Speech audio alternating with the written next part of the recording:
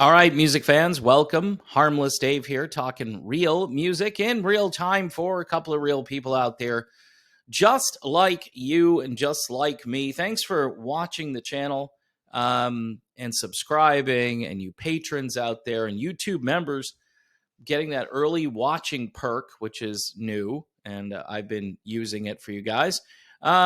Here's a band you should check out. They have 3 albums, Perfect Plan. This is their debut album, and I remember back in the day promoting this, and everybody's like, they're just shocked that there's new music out there. This is when I was talking about Steve Perry every day, and I started perusing the internet, and I found Perfect Plan. If you like the music of Foreigner and Survivor and Michael Schenker, Giant is another reference point for Perfect Plan. Yeah, it's like next generation. So check it out. They have 3 albums: Time for a Miracle and Bracing for Impact, which was their last album. I think it came out last year. Now, speaking of Bracing for Impact, well, it's really not. The Van Halen story to me just, I mean, you can write volumes on the saga, which is Van Halen. So Wolfgang Van Halen says he's stoked now. He's stoked about Sammy Hagar's 2024 tour, focusing on the music of Van Halen. So he's on this show, Out of the Box, with Jonathan Clark, and was asked to weigh in about the big tour next summer. Sammy Hagar, Michael Anthony on bass, Joe Satriani on guitar, and the great Jason Bonham playing drums. He says, yeah, man, I'm stoked for it. It's super cool. I'm going to be seeing Mike in Vegas, so I'm stoked to give him a hug.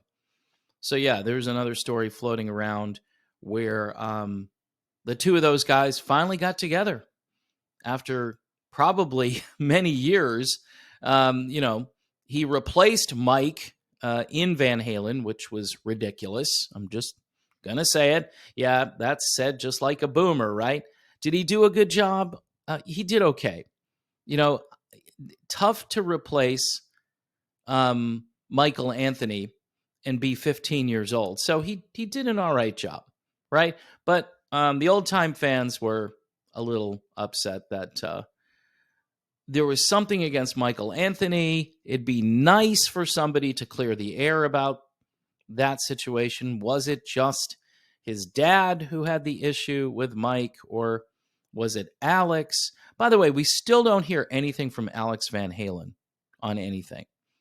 But, Wolfie's out there promoting, the WVH, whatever it's called, Mammoth WVH, which just, hey, newsflash, if you want to break out on your own and differentiate yourself from the brand, you might want to not be WVH, right? You might not want to choose Mammoth, which was supposed to be the name for Van Halen. But, hey, you couldn't think up another name. So you took the one, used the initials. So it's cool. It's fine. Whatever works for you, bro. So anyway, it's not like I don't have this problem with Wolfie as a musician. I think he's really good.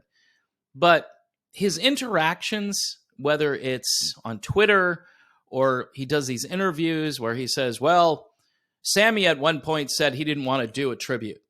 I don't remember Sammy Hagar ever saying he didn't want to do a tribute to Eddie Van Halen, but that just got in the bloodstream of the news media as a reason. Sammy Hagar doesn't want to do it. I'm pretty sure it's Alex and probably Dave who are either dragging their feet or don't care or thinking someone else will do it. I'm not sure. Enough time has gone by, and they're not billing this as a tribute to Eddie Van Halen. They're billing it, which to me is probably the wrong approach to take in some ways, but they're just saying, hey, we're playing the music of Van Halen, and essentially we've got Chickenfoot back together again, and we've put Jason Bonham on drums instead of Chad Smith. So that's where we're at there. And fans are happy about it because they're going to go deep in. They're going to do all the Van Halen stuff you haven't heard and or haven't heard recently in concert. And they'll probably do some Dave stuff because, quite honestly, Michael Anthony is their secret weapon. He can sing those songs. Not sure anyone else can. I don't know if Sammy can sing those songs. And I think it's appropriate, since Mikey was there at the beginning, that he should do it. But apparently Wolfgang is stoked. He's stoked. Schizophrenia much? I mean, I don't know. The guy just says some stuff and you're like, okay. So you have to follow the narrative. It's like a river, it bends and twists. Van Halen news desk reports that David Lee Roth is ready to go. He's ready to go.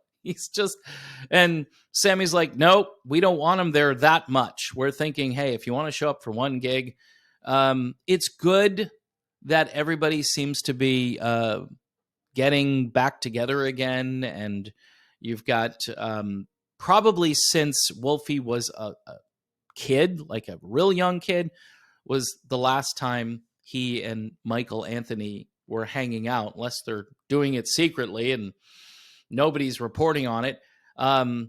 Did Wolfie give Michael Anthony some free tickets to go see WVH in Vegas?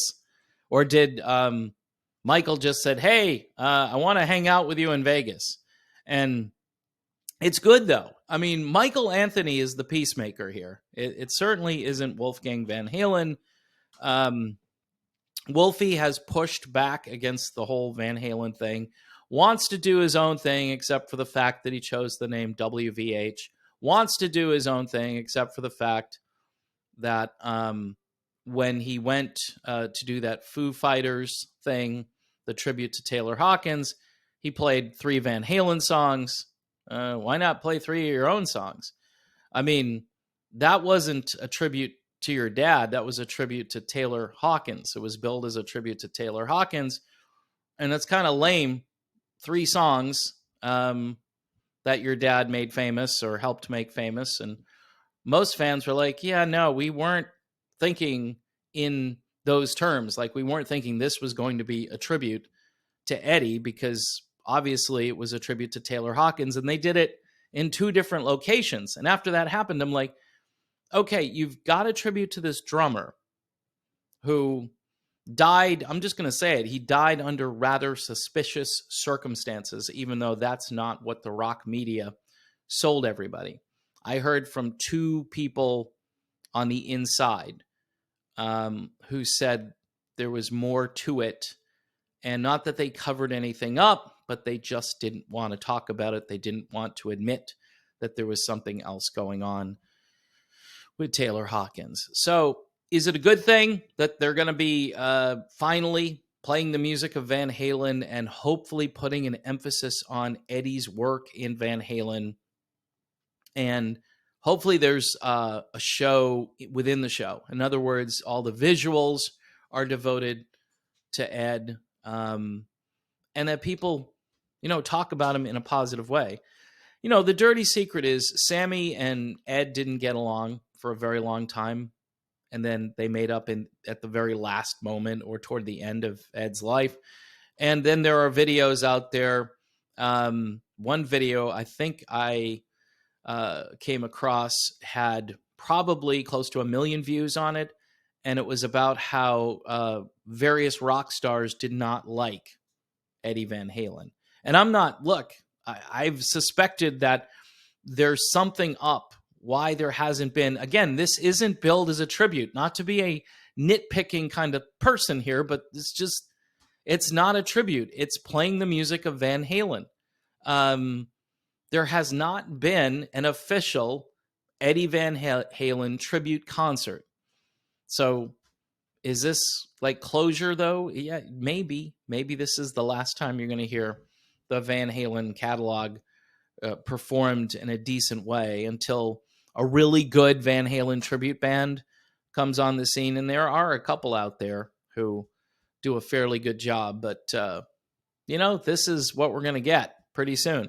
And as far as David Lee Roth, he was invited for maybe one show or a couple of appearances. And Sammy pushed back, and maybe because he doesn't want Dave tagging along for the entire tour, I think that was why he said, you know what? No, forget about it. You're not invited. Get lost.